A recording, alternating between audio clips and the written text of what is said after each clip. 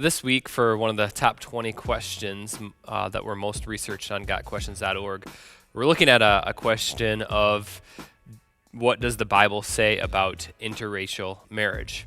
Now, before I dive into that, let me just kind of flesh out the historical background here in America, in particular, behind this question.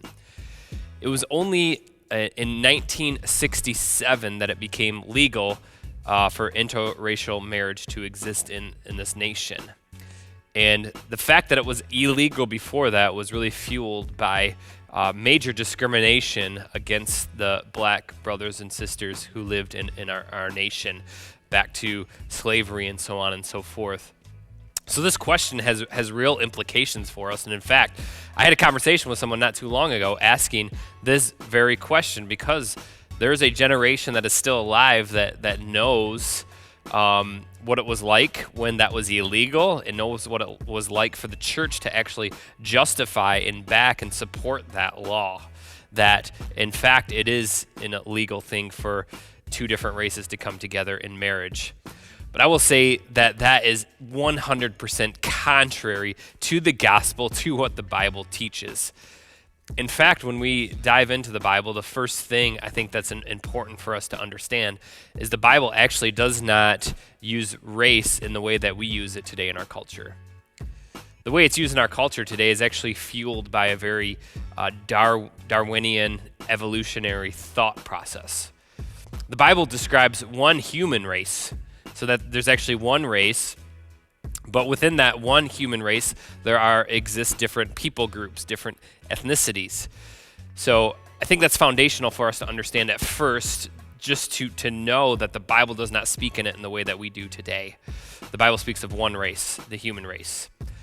But with that, the question I think still exists, because someone may say, well, okay, so you say there's one human race, but different ethnicities or different people groups. So can those different people groups intermarry together? Let me start in the Old Testament. The Old Testament, God told the Jewish nation that they were not to marry anyone outside of their nation. So again, that would be anyone outside of their people group.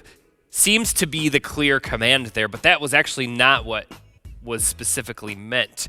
What was meant was the spiritual aspect of it, that they were not to marry anyone outside of the covenant community. That is, they were not to marry anyone that defied the living God, that did not believe in the living God, that did not believe in the God of Israel.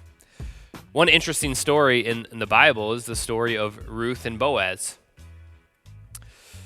Ruth, who actually married an Israelite man who traveled over into her nation, and he died, and after he died, she came back with her mother-in-law, Naomi. And here, as she was here, and she clearly pledged her allegiance to the living God, to the God of Yahweh, to the God of the nation of Israel. She believed in him, she followed him, so that was clear from her life and her testimony. And eventually she did come to marry a man from the nation of Israel named Boaz. And if we're wondering, did God bless their marriage together?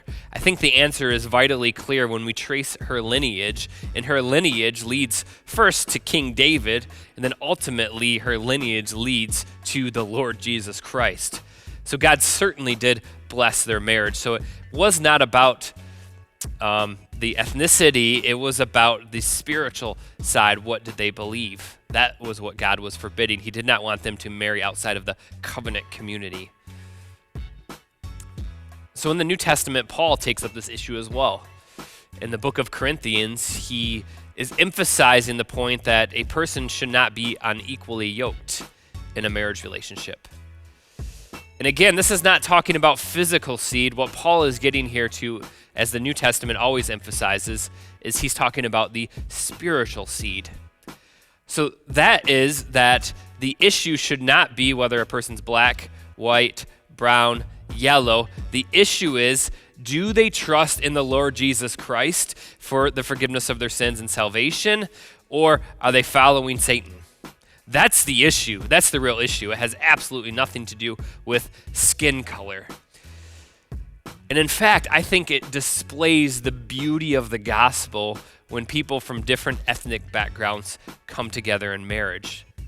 Because in fact, when we read through Ephesians chapter 5, and what we read in Ephesians chapter 5 is Paul is describing the relationship that exists between Jesus Christ, who was a Jew, and the church, who's made up of Jew and Gentiles. And it's describing in a way that it's a marriage relationship, that the Lord Jesus Christ is the groom and the church is the bride.